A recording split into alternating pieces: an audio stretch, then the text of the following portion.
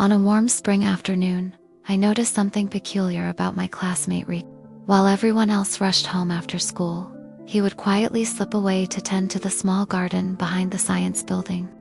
At first I thought nothing of it, just another student with an odd hobby. But there was something different about the way he cared for those flowers. His hands moved with such gentleness, almost as if he was handling precious gems. The look in his eyes held a mixture of sadness and love that made me pause every time I walked past.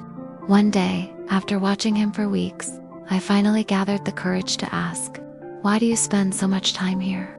I said, my voice barely above a whisper, afraid to break the peaceful atmosphere he had created. Riku didn't look up immediately. He continued carefully pruning a rose bush, his movements deliberate and precise. When he finally spoke, his voice was soft but clear. "This garden, it was my mother's dream," he said, touching a delicate pink petal. She always wanted to create a beautiful space where people could find peace, but she never got the chance to see it bloom. The weight of his words hung in the air. I understood then. Every flower he planted, every weed he pulled, was a tribute to her memory. This wasn't just a garden. It was a love letter written in blooms and leaves. Without thinking, I knelt beside him.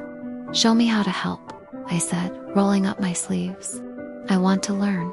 He looked surprised at first, then smiled, a real, genuine smile that reached his eyes. And so began our afternoon routine.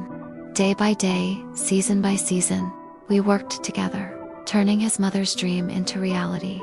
Between the rows of flowers and shared moments of silence, something else began to grow, a connection neither of us expected, but both of us needed. Sometimes the most beautiful things in life bloom from the seeds of loss, watered by understanding and care. And in that small garden behind the science building, two hearts found their way to healing, one flower at a time.